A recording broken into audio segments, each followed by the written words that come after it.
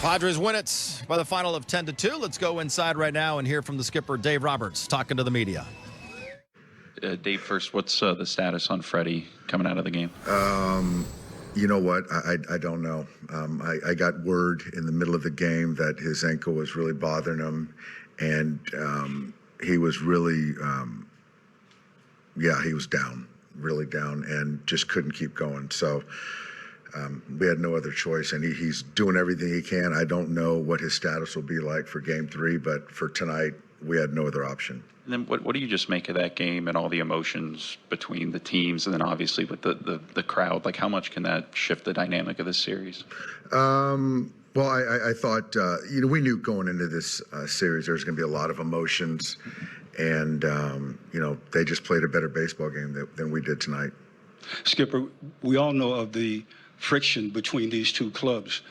How surprised are you that it went to that extent this evening?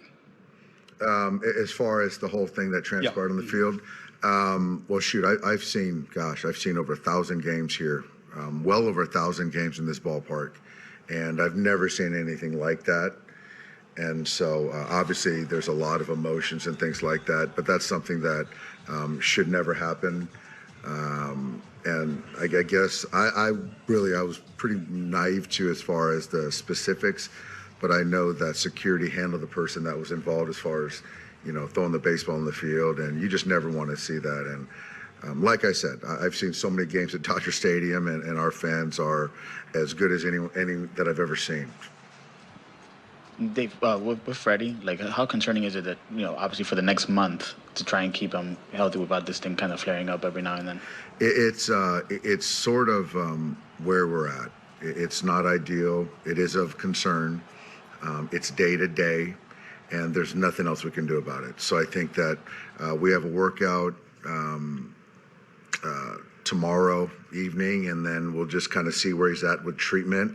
And then once we get to Tuesday, we'll see how he feels, and then we'll do the same thing for Game 4. So again, it's not ideal, but I think this is what we're going to have to be dealing with for the duration. And obviously, you guys kind of bounced back yesterday after getting in that early hole. But how tough is it to keep kind of getting down 3-4 runs early on? It's it certainly puts a little bit on the offense, and getting behind tonight. I thought that the Mookie ball that was robbed, the Tommy Edman first and second base with one out, double play right there. But that's baseball. I mean, I thought those were two good at-bats, and I thought Freddie took a good at-bat. We were down 3-1 to lead off the third of the fourth inning, and Tatis makes a great play, which could have been a double, which could have potentially cut into the lead. So, but again, those guys made defensive plays, and then they tacked on when they needed to. So now it's a 3-game series. Like I said, they played better, but we got to catch a lead too. Front left. Dave, you talked about you've seen many games here in this ballpark for sure. How do you just turn the page and move on to Game 3? Oh, it was. I've turned it. I mean, it was ugly. It was ugly. I think for us, saving leverage guys, having Walker go in Game 3, I feel great about that. And that's one of those that you just kind of want to wash away and get to the next day. Doc, you've seen a lot of Yu Darvish. What did you think of him tonight? Like I said, there were some balls that we hit hard, and then didn't get anything to show for it. And then he made pitches when he needed to. You can see that he didn't use his fastball much. That's kind of what Yu does. It's a cutter, it's a slider, it's a curveball. It's a lot of front to back, and very efficient strike throwing. And, he did a good job getting through the 7th inning. Front right. With Mookie, obviously he had the walks last night and the ball in the first inning today, but just how have you kind of evaluated his overall at-bats so far this series? He's still waiting on a hit. Well, couple walks. Obviously the first at-bat could have been a homer. And then for me, I hope he continues to just, stay within himself and not try to do too much. Maybe the last couple of bats where the game was not in hand, there was a little bit of, I wouldn't say indecision, but not as, what he's done, I think. But yeah, it's 2 games, so I'm not worried about it. So I hope Mookie's not. How big of a swing was that Profar catch, and just what were you able to see from the dugout on that play? I didn't see anything, to be quite honest with you. I thought it was a homer, and then I didn't know if watching Mookie, I was trying to watch Mookie, and so I didn't know until he came running past me. So yeah, I thought that was a momentum changer, but also, again, I thought we built an inning after that. And then the Tommy Edman ball that was ended up being a double play ball. I thought that was more deflating, but still, no excuse. From left. What do you have for Game 4? I don't know yet, Barry. I think that's probably going to be all hands on deck at that point in time. And yeah, I don't know. I know Walker's starting Game 3. I do know that. So you think both teams could have a bullpen game in Game 4? I would say probably so. I could see that. Front right. What do you think of Jack today, his outing? I thought he got better as the game went on. You look at the Tatis ball, he had count leverage, and then misfires down middle, gives up a homer, and then again you have 2 outs. You've got Peralta up, and he tries to go back foot slider, and it just doesn't get there, and he gives up a 2-run homer. And then after that, I thought he pitched well. Obviously, you don't want to hit Tatis to lead off an inning. And then the bunt base hit, and then I just felt right there. Banda gave us the best chance to maybe get a ground ball double play or get a punch. And I thought Merrill Jackson took some good at-bats against Jack Flaherty, the preceding 2 at-bats. So I felt it was a good time. But I think overall, I thought he did a good job keeping us in there. All right, we'll take the last question.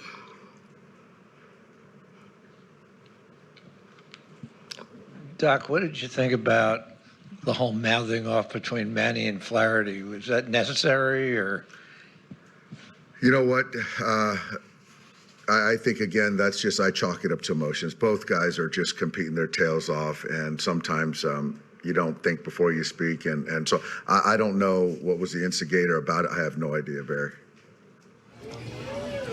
Well, we heard Dave Roberts talking about Freddie Freeman giving an update. His ankle just became to the point where it was bothering him so much, Jerry, that he couldn't go anymore.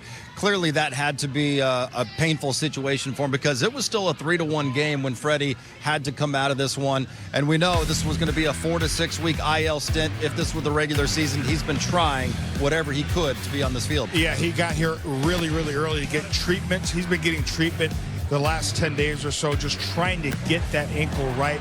Here, he absolutely smokes this ball, and this could have easily been a double to lead off the inning. But you see him just jogging gingerly over there. You're going to see him pick up the ball right here, and you see him kind of light jog to first base. He obviously is in a great amount of pain, trying to gut it out. The only, I think, grace we have here is we have an off day tomorrow. So hopefully takes tonight. We have the off day tomorrow. Hopefully he can manage it a little bit and be ready to go for Game 3. Yeah, because you can really see how much it's hurting. You know, it gets to the point where you're in the middle of the game and you know, he scalds that ball. I mean, he crushes that ball to right field. And, you know, obviously it's caught. But there are times when you're thinking, and we saw the way he's kind of running off, that you're going, okay, if it happened, if he didn't catch that ball, where could I have gone? Would I have been able to get that double? How would I really? And that's where you're trying to think in your head, like, okay, if I couldn't get to second base on that ball, or if it was going to make it close, and that should have been an easy double had it gone over, am I really helping? How much am I really helping the team? Then you go out there, you make that play, and you're like, okay, that feels good, and you're coming in, and you're going, man, it is.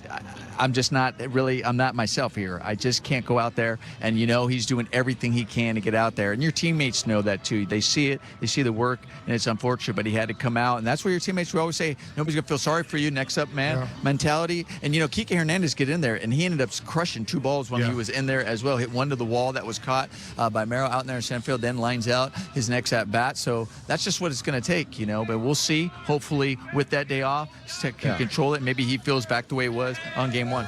More treatment tomorrow, more treatment before Game 3 on Tuesday. As of right now, Freddie Freeman's status probably in doubt for Game 3. But in that Game 3, we're going to see Walker Buehler, Nomar, getting the ball for the Dodgers in a big spot. We've seen him pitch really well in a lot of big games throughout his career. Yeah, and the Dodgers need him again. Yeah, we've seen him do it. and the Dodgers are gonna need him to do it. So he has done this. This is what Walker Buehler has been throughout his career.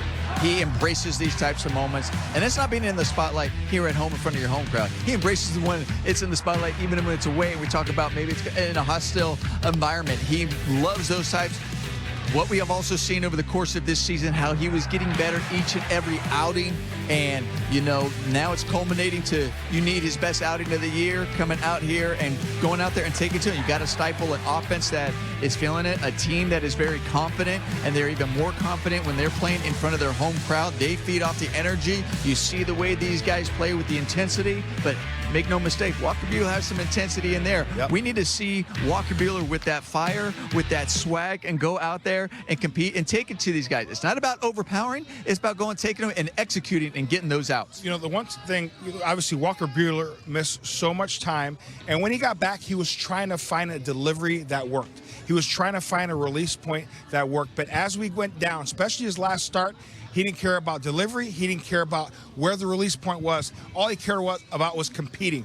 I think when we have a game with high emotion, high intensity, it brings out the best of Walker Buehler. So I want and trust him to take the mound on Game 3 in a hostile environment, because you know what?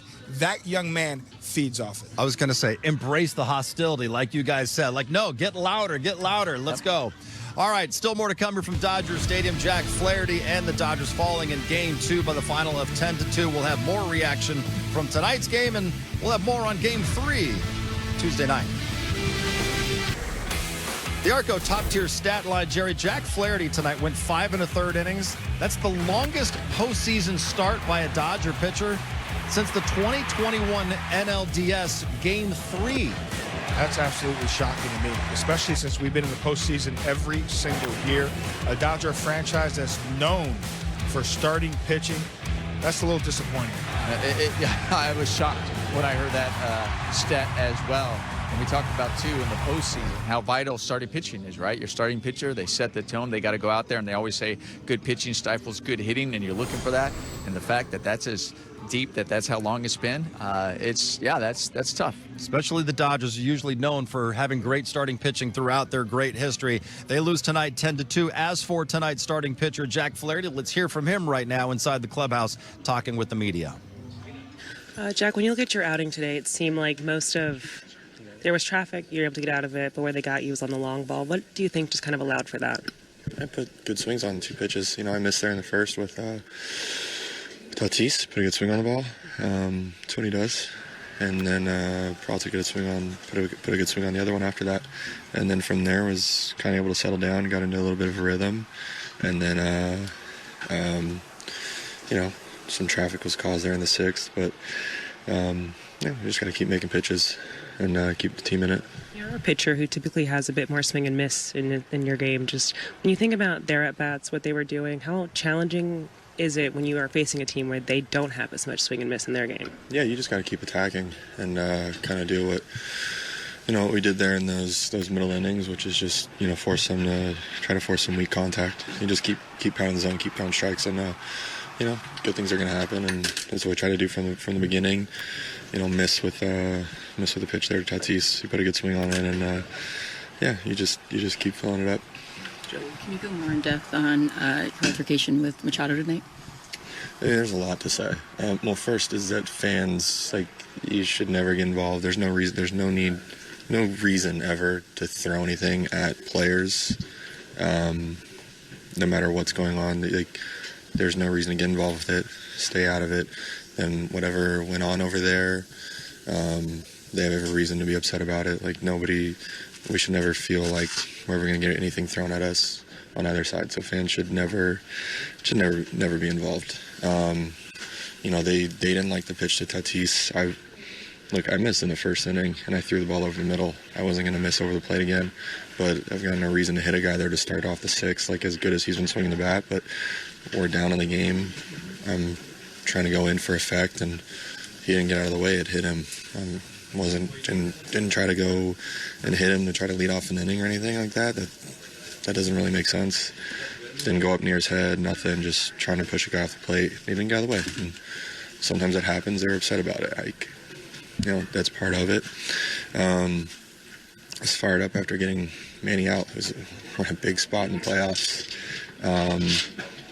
You know, that's what happens. Like, I was fired up. Like, oh well.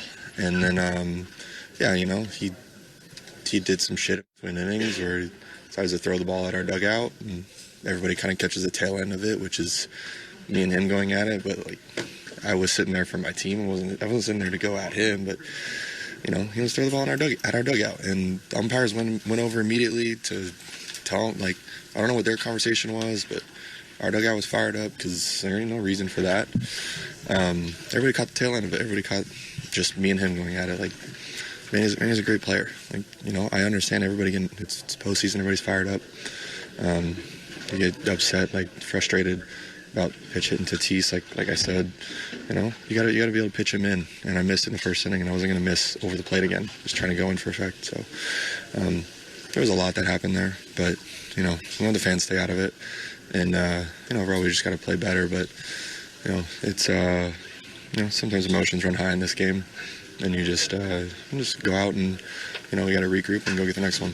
Jack, apart from that first inning, how did you feel you settled in as the game went on? I did a good job. You know, punch outs in this game are part of it, but you just go out and try to make pitches and go as deep as you can until Doc says that's it, and was able to kind of keep us in there a little bit. And but you know, got to do a better job earlier in the game. Emotionally, the nerves. I mean, I know a lot was made of your hometown debut. Did anything feel different for you tonight? No, you just go out and make pitches. I think I did a good job first hitter, and then not so much to Tatis there, and then settled down after that, and then you know, Peralta put a good swing on the ball. I'd like to have that one back more than anything. You know, you can solo homers like they happen, but you want the one back where it makes it 3-0. Yeah. Jack, when you were growing up, Max Muncy hit his 11th career postseason home run tonight. That's third most in franchise history. More reaction coming up. Dodgers fall in Game 2. Remember, fans, each night, if Dodgers pitchers strike out at least 7 batters, everyone will get a free Jumbo Jack the following day at Jack in the Box with the purchase of a large drink at LA area restaurants. Unfortunately, only 5 strikeouts tonight, but there's another chance coming up Tuesday when Walker Buehler starts Game 3 of this NLDS against the Padres. Let's head back inside the clubhouse and hear from Max Muncy right now with Kirsten and the media. You know, we understand the fans are frustrated at us in this game, but yeah, just can't be throwing stuff on the field. As for what the Padres were doing, it doesn't matter. Jack said something about Profar threw something toward the dugout before that? Probably. I don't know. It wouldn't surprise me. When you think about just kind of the offense tonight, what relatively kept you guys off balance? What was you, Darvish, doing to kind of limit the results for you guys? We were shit. How do you guys fight back after, you know, taking a blow like this in this game? Obviously, the final score wasn't how close it was for the other 7 innings, but how do you guys fight back now going down there? Just flush it, move on. You know, like I said, we were shit tonight, but that's not us as a group. We've been really good all year. We've come back from games before, and you know, we have the off day tomorrow. Regroup. Hopefully, you know, a couple guys get some bruises healed up, and then you know, just be ready to go on Tuesday. You have to go into, I guess, just 2 road games with a different approach, or obviously being in a situation like this before. How do you guys kind of have to just go into what truly will be another dogfight there in San Diego? We got to play our game. You know, I say it all the time. We're not playing the opponent. We're not playing the stadium. We're not playing anything else other than ourselves. And if we go out there and we do what we need to do, I feel confident in us. Still more reaction to come from Dodger Stadium. We will look ahead toward Game 3 Tuesday night in San Diego. The series all knotted up at a game apiece. Padres bounce back to take Game 2. Series all tied up at a game apiece. Let's head back inside and hear from Teoscar Hernandez right now with the media. Like I said yesterday, you know, we went over there trying to score some runs early. It's not going to be easy, like I said yesterday. They're a really good team. They put some runs early in the game. We tried to come back.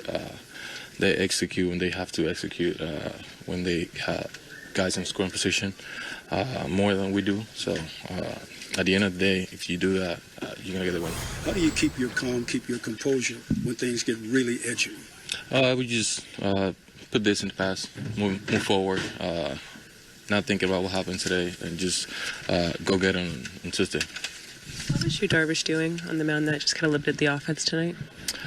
You know, he was hitting a lot of good spots. He wasn't missing in the middle of the strike zone. He's been one of the best in this league for a long time. So when those big moments comes, it's not going to be easy to beat him. We just need to execute it on Tuesday. Have a plan, execute it, and just trying to move forward. You guys have been in situations in which, big offensive performance and maybe a limited one. What have you learned just from the regular season in which how you guys can kind of get back on track, whether it's with the at-bats and putting yourself in a good position for Game 3 in San Diego? Just like I said, just put this one behind, move forward, not thinking about anymore what happened today. Get a better plan and try to execute it the right way for the third game and just try to score some runs for our team.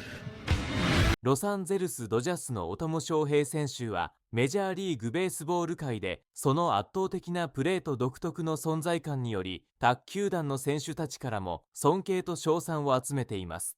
特にブルワーズのリース・ホスキンス選手は今シーズン西流本トリデスタを放置、総三倍騎士士本トリデスタを誇る兄弟者でありながら、大古の二刀流での仁王に対して深い感銘を受けている一人です。ホスキンスは大古のような選手はいない。彼はまさにクレイジーな活躍をしていると関わり、彼のパフォーマンスを称賛しています。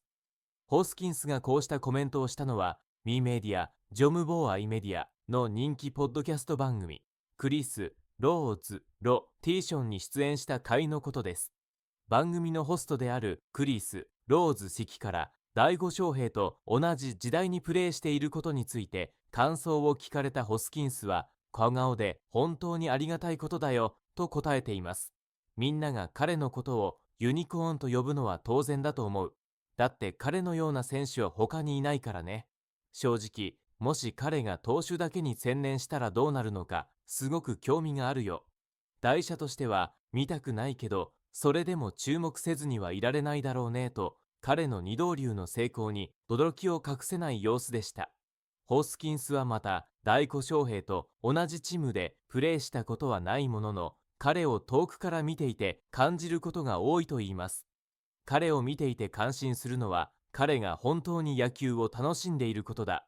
才能に恵まれた選手がここまでクレイジーなプレーを見せているのは見ていて感動するよと彼は言います。レゴには単にスーパースターとして優れた成績を残しているだけではなく、野球そのものを楽しむ姿勢が他の選手に大きな影響を与えているとホスキンスは強調します。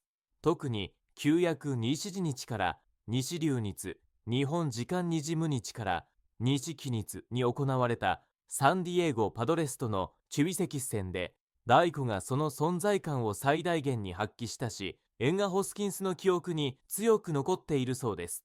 この試合で、大古には重要な局面で獅子奪を放置、その他とにユニショビを上げて感情を抜き出しにし、チームメイトを顧問していました。ホースキンスは彼が大事な場面で、あれほど感情を抜き出しにしている子を見ると、本当にチームの一員としてリーダーシップを発揮しているんだなと感じるよ。それに、一砦や二砦に到達した時にも、彼は視野眼を見せて楽しんでいるんだと述べ、感情豊かなプレーに心を打たれた様子です。小田子のプレーに学ぶことが多いとホスキンスは続けます。彼はただ才能があるだけじゃなく、私たち他の選手も彼を見て学ぶべきことがある。特に彼のように野球を楽しむ姿勢は本当に大事なんだ。MLB のような舞台では、もし野球を楽しめなければ精神的に疲れ果ててしまうかもしれない。でも、小田井はいつも楽しんでいる。それが彼の強さの一因なんだろうね、と語り、小田井から学んだ教訓を振り返りました。しかし、ホスキンスは大古に対して新注文も出しています。ローズ氏から、一砦で大悟と会話したことはあるかと聞かれた際、ホスキンスは、いや、彼はあまり短達を打たないからね、ととにわいを浮かべました。実は一砦で、彼とちょっとした会話を楽しみたいんだけど、彼はいつもすぐにロトリでしてしまうんだよね。それで話すチャンスがほとんどないんだ、と冗談交じりに語りつつ、大義が常に積極的なプレースタイルを見せていることに感心している様子も思えました。このように、太鼓翔平はその圧倒的なパフォーマンスだけでなく、野球を楽しむ姿勢やリーダーシップを発揮する様子を通じて、他の選手に多くの影響を与えています。ホスキンスが語ったように、ダイコヌはユニコーンと呼ばれるほど特別な存在であり、そのような選手と同時代にプレーできることは、他の選手にとっても貴重な経験であることが思えます。